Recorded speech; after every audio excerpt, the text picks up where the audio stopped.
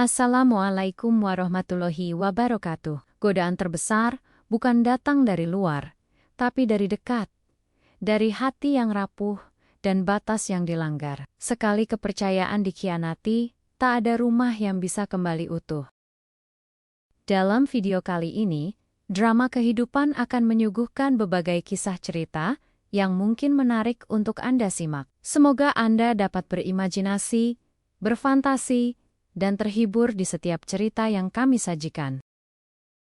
Di sebuah sudut kota kecil yang tenang, berdiri rumah tua bercat kusam milik Pak Arif. Dulu rumah itu pernah menjadi saksi kebahagiaan sebuah keluarga kecil, tapi kini hanya menyimpan sunyi dan kenangan pahit. Pak Arif, pria paruh baya dengan keriput yang mulai menggores wajahnya, namun tetap gagah dan berwibawa, tinggal sendiri setelah dikhianati oleh istrinya 3 tahun silam. Di masa itu, usahanya terpuruk. Ia yang tadinya punya toko elektronik cukup besar, tiba-tiba bangkrut karena ditipu rekan bisnisnya. Di tengah badai ekonomi itu, istrinya memilih pergi bersama pria lain yang lebih mapan. Pak Arif tak sempat membela diri. Dia terlalu sibuk menyusun kembali puing-puing hidupnya yang hancur. Sejak saat itu, ia menutup hatinya rapat-rapat. Tak lagi percaya pada cinta, apalagi pernikahan. Kini meski belum sepenuhnya pulih, Pak Arif mulai bangkit. Ia membuka servis kecil-kecilan di depan rumahnya. Toko itu sederhana, dengan meja panjang berisi obeng, kabel, solder, dan aneka peralatan lainnya. Ia menangani sendiri semua perbaikan. Dari televisi tabung yang masih tersisa di rumah-rumah lama, hingga mesin cuci dan dispenser yang rusak. Pelanggannya mulai banyak. Ia sering dapat panggilan ke rumah-rumah, dan di tokonya, antrian barang rusak tak pernah sepi. Namun kesibukan itu tak mengusir sepi dari hatinya. Setiap malam, ia pulang ke kamar sunyi. Hanya ditemani suara nyamuk dan tikus, yang kadang berlari di plafon. Rangga putra sematawayangnya, menikah 4 tahun lalu dengan seorang wanita bernama Ratna. Mereka tinggal serumah dengan Pak Arif, karena rumah itu masih cukup luas. Ratna adalah menantu yang baik. Meski latar belakangnya bukan dari keluarga teknisi, ia cukup tanggap dan cepat belajar. Ia membantu Pak Arif dengan mencatat pengeluaran, membeli komponen di toko teknik, dan kadang menyambut pelanggan saat Pak Arif sedang keluar. Kehadiran Ratna membuat rumah itu hidup kembali, setidaknya di siang hari. Tapi malam-malam tetap gelap bagi Pak Arif. Dan semakin gelap, ketika ia menyadari kehadiran Ratna, bukan sekadar menantu biasa di matanya. Pak Arif dan Ratna sangat akrab. Bahkan, terlalu akrab. Barangkali, mereka sering tertawa bersama di bengkel kecil itu. Ratna tidak sungkan duduk di dekat Pak Arif. Bahkan sesekali menyuapinya cemilan di sela pekerjaan. Rangga, suaminya, jarang di rumah. Ia bekerja di perusahaan besar, dengan jam kerja yang panjang. Seringkali ia pulang larut malam, atau harus dinas keluar kota. Ratna yang kesepian, merasa lebih dekat dengan Pak Arif daripada dengan suaminya sendiri. Tapi tak ada yang menyadari bahwa kebersamaan yang terlalu dekat itu mulai menciptakan ruang-ruang kosong yang diisi oleh perasaan terlarang. Suatu malam, hujan deras turun, angin menggoyangkan jendela-jendela tua, dan petir menggelegar, memutus aliran listrik. Rumah itu gelap gulita. Ratna yang baru keluar dari kamar melihat kamar Pak Arif sedikit terbuka, dan ada cahaya lilin dari dalam. Ia masuk membawa teh hangat. Di kamar itu 2 jiwa yang sepi saling memandang dalam temaram. Mereka bicara, tertawa kecil, lalu diam. Tapi dalam diam itu, ada gejolak yang selama ini ditahan. Tatapan mereka tak lepas. Ratna menyentuh lengan Pak Arif dengan santai, tapi sentuhan itu menyalakan api yang seharusnya padam. Mereka tak berkata apa-apa, tapi keduanya tahu batas telah digeser. Dan malam itu menjadi awal dari badai yang lebih besar. Sejak malam itu, hubungan Pak Arif dan Ratna berubah. Mereka tak lagi hanya sekadar mertua dan menantu. Setiap percakapan terasa lebih dalam. Setiap sentuhan sekilas menyimpan isyarat yang tak terucap. Mereka saling tahu bahwa telah ada sesuatu yang bergeser dalam diri masing-masing.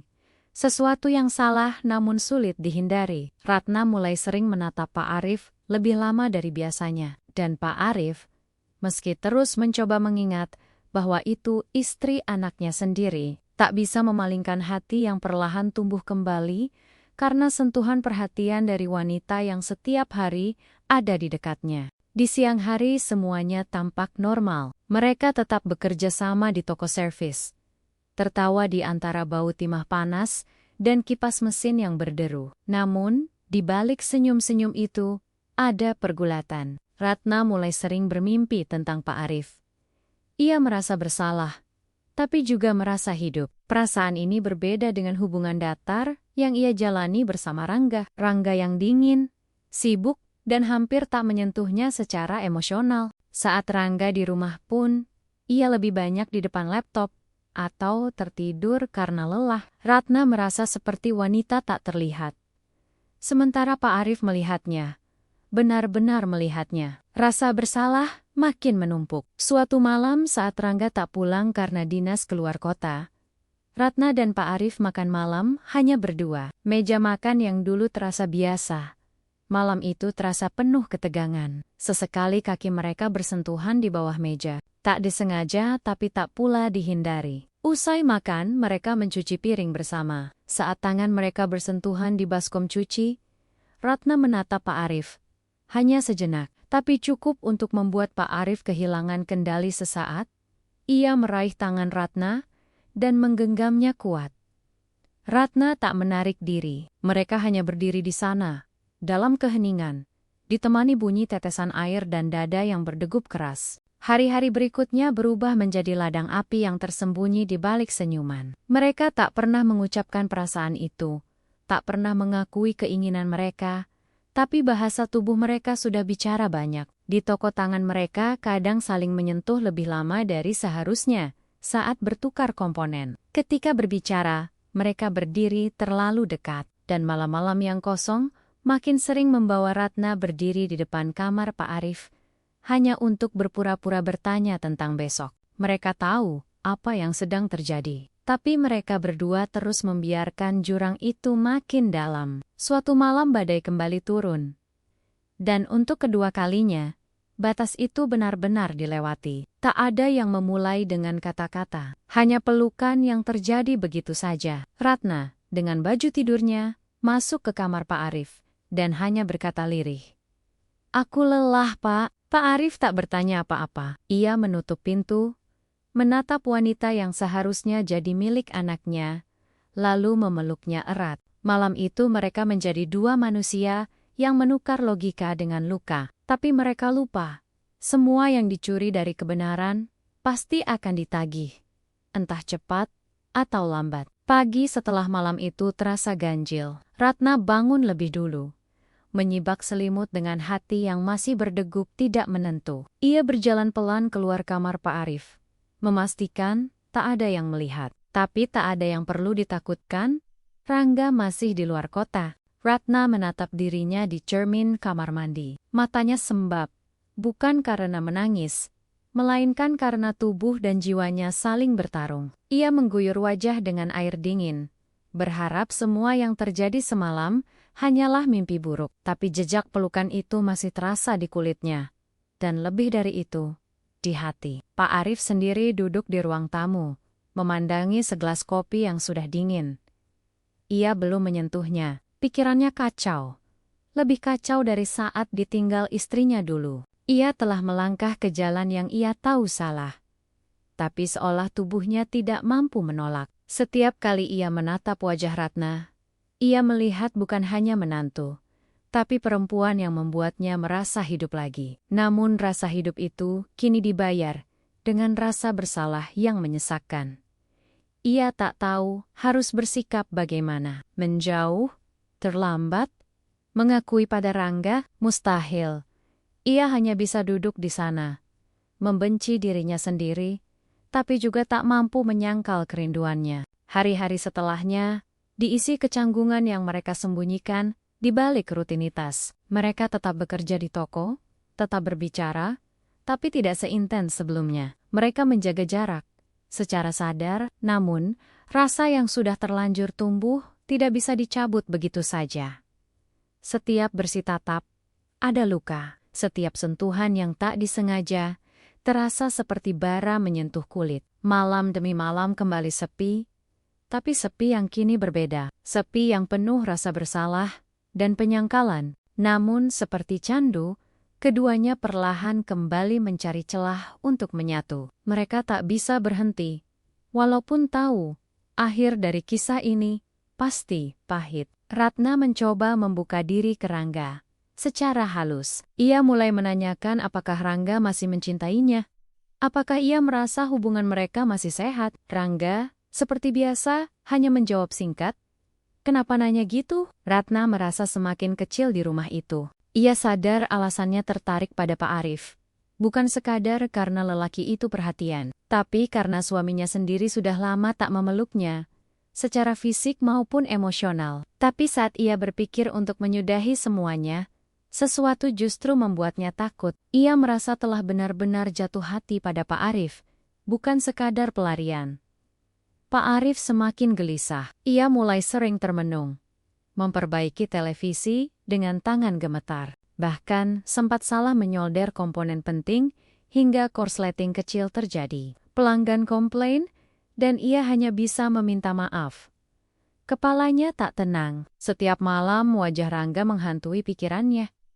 Anak yang dulu ia besarkan sendiri setelah sang ibu pergi. Anak yang setia, penurut, dan selalu ingin membanggakan ayahnya. Dan kini, ayahnya justru menghancurkan hidupnya dari dalam rumah. Pak Arif tahu, mereka sedang berjalan di atas bara yang kapanpun bisa meledak. Dan jika itu terjadi, yang hancur bukan hanya dirinya, tapi semua yang ia sayangi. Satu malam ketika Pak Arif baru saja menutup toko dan hendak beristirahat, Ratna datang ke kamarnya. Kali ini bukan untuk mengulang malam penuh dosa, tapi dengan mata sembab dan tangan gemetar. Kita harus berhenti, Pak. Aku nggak bisa hidup dalam kebohongan terus. Pak Arif hanya menatapnya. Tak ada kata yang keluar. Kata-kata Ratna seharusnya membuatnya lega. Tapi yang ia rasakan justru sebaliknya. Takut. Takut kehilangan. Takut menghadapi kenyataan yang akan datang. Namun di balik diamnya, ia tahu Ratna benar. Apa yang mereka lakukan hanya akan membawa luka lebih dalam jika dibiarkan terus. Ratna mencoba menjaga jarak. Ia berhenti membantu di toko, memilih tinggal di kamar, dan fokus mengurus rumah. Kepada Rangga ia beralasan sedang tidak enak badan. Padahal sebenarnya, jiwanya sedang berantakan. Namun menjauh dari Pak Arif ternyata bukan hal mudah. Setiap suara pintu dibuka, setiap langkah kaki Pak Arif terdengar. Ratna merasakan dadanya berdegup kencang. Ia rindu, tapi tak berhak. Ia merasa keputusannya benar, tapi jiwanya justru sekarat. Di sisi lain, Rangga mulai merasa ada yang berubah. Ia sering melihat istrinya termenung, memandangi jendela, atau duduk tanpa suara. Namun seperti biasa, ia terlalu sibuk untuk bertanya lebih jauh. Suatu hari Rangga pulang lebih awal dari biasanya, karena bosnya membatalkan agenda luar kota. Ia masuk rumah dan mendapati toko kosong. Tak ada suara solder atau percikan timah seperti biasanya. Ia memanggil ayahnya, tapi tak dijawab. Ia naik ke lantai 2, dan langkahnya terhenti.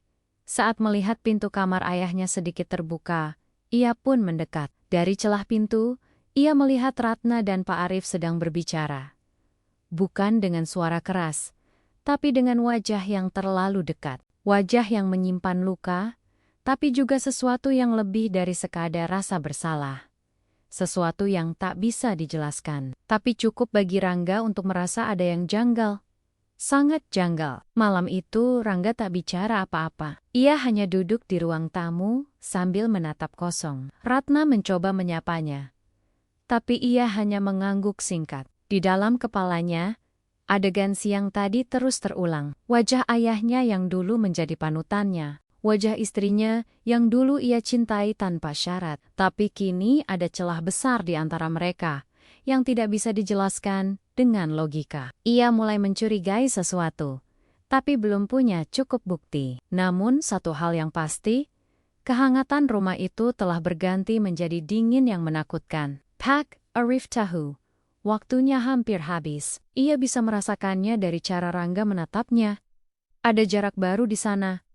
Ada kehati-hati-hatian yang tak pernah ada sebelumnya. Ia mulai gelisah, tidur tak nyenyak, makan tak tenang. Setiap percakapan terasa seperti bom waktu. Ia ingin bicara, ingin mengaku, tapi lidahnya lumpuh oleh rasa takut. Ia tahu sekali ia jujur. Semuanya akan hancur. Tapi jika terus disembunyikan, kebusukan itu akan menggerogoti mereka pelan-pelan. Sampai akhirnya rumah ini benar-benar runtuh. Dan mungkin saat itu tiba, penyesalan tak lagi cukup untuk menyelamatkan apapun. Beberapa hari berlalu dengan suasana rumah yang makin tegang. Tak ada yang berkata jujur. Tapi semua tahu ada yang berubah. Ratna menjadi pendiam. Matanya sembab, seperti sering menangis diam-diam. Pak Arif lebih banyak mengurung diri di bengkel.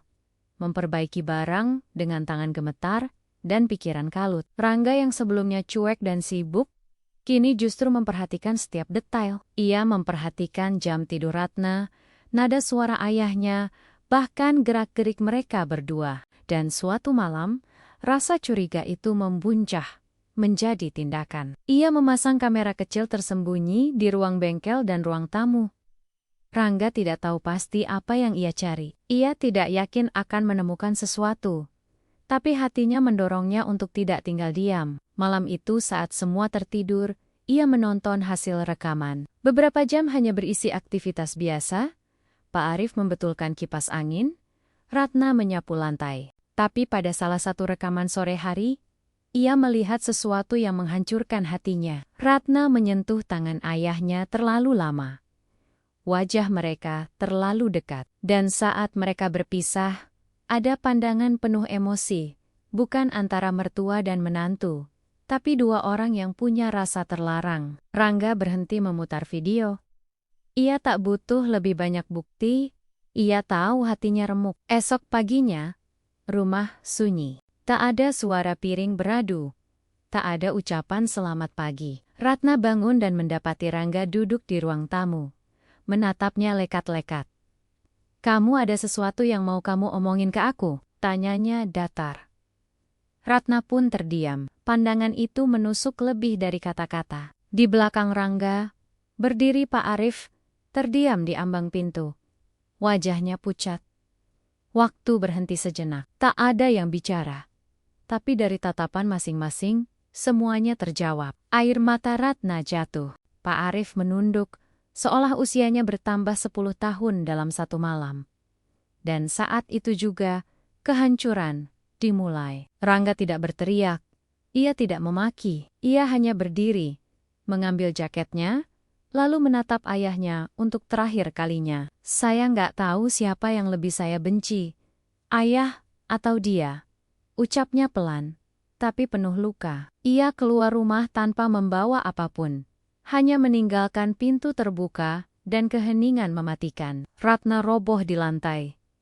Menangis sejadi-jadinya, Pak Arif hanya berdiri membatu, ingin memeluk tapi tak berani. Hari itu keluarga mereka mati dalam diam. Yang tersisa hanya reruntuhan rasa bersalah yang tak bisa diperbaiki. Hari-hari setelah itu, seperti dunia tanpa warna. Ratna pergi ke rumah orang tuanya, membawa hanya satu tas dan jiwa yang hancur. Rangga tak pernah kembali.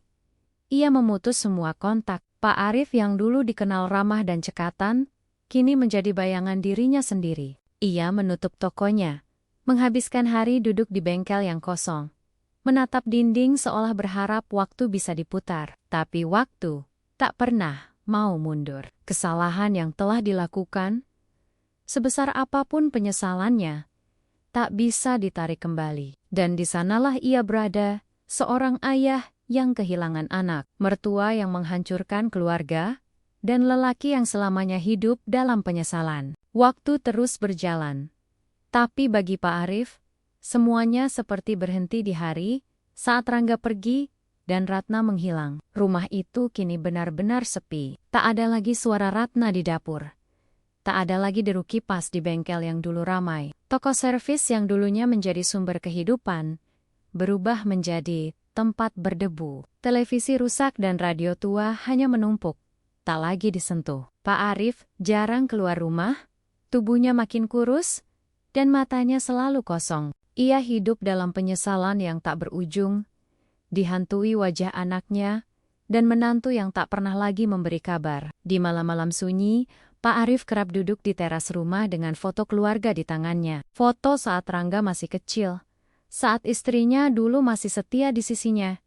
Dan ketika rumah itu masih utuh, ia menggenggam foto itu erat, seolah ingin meminta maaf pada masa lalu. Tapi masa lalu tidak bisa mendengar. Dalam hatinya ia terus bertanya, apa yang mendorongnya sejauh itu? Kenapa ia membiarkan kesepian menguasai dirinya? Tapi tak ada jawaban. Yang tersisa hanya sunyi dan hati yang retak. Ia sudah dihukum oleh hidup, bukan oleh tangan hukum, melainkan oleh kehilangan yang paling menyakitkan, anak dan kepercayaan. Sementara itu, Ratna menetap di rumah orang tuanya, menjauh dari dunia. Ia berhenti bekerja, jarang berbicara, dan setiap kali ditanya tentang Rangga, matanya selalu berkaca. Ia menulis surat panjang pada Rangga, memohon maaf, menjelaskan semuanya, meski tak berharap dimaafkan. Surat itu tak pernah dibalas. Dalam doanya, Ratna tak lagi meminta kebahagiaan, hanya memohon agar Rangga baik-baik saja. Luka di hatinya mungkin akan sembuh, tapi bekasnya akan tetap membekas. Ia kehilangan dua orang yang ia cintai sekaligus, dengan cara yang tak termaafkan, dan itu adalah hukuman paling berat yang harus ia jalani. Rangga tak kembali. Ia pindah ke kota lain, memulai hidup baru. Di satu sisi ia mencoba melupakan, tapi di sisi lain, pengkhianatan itu membentuk luka yang tidak bisa dihapus. Ia mencintai ayahnya, dan ia mencintai istrinya. Tapi ketika keduanya menghancurkan kepercayaannya, ia merasa tak punya lagi tempat berpulang. Dalam kesendiriannya, Rangga belajar untuk menerima bahwa tak semua luka bisa sembuh, tapi bisa diajak berdamai. Ia menyimpan semua kenangan, tapi tidak lagi membiarkan kenangan itu menahan langkahnya. Ia pergi bukan karena benci, tapi karena ingin hidupnya tetap utuh, meski tanpa dua orang terpenting dalam hidupnya. Terima kasih telah menyaksikan video ini. Jangan lupa untuk like, komen, dan subscribe. Sampai jumpa di video berikutnya. Wassalamualaikum warahmatullahi wabarakatuh.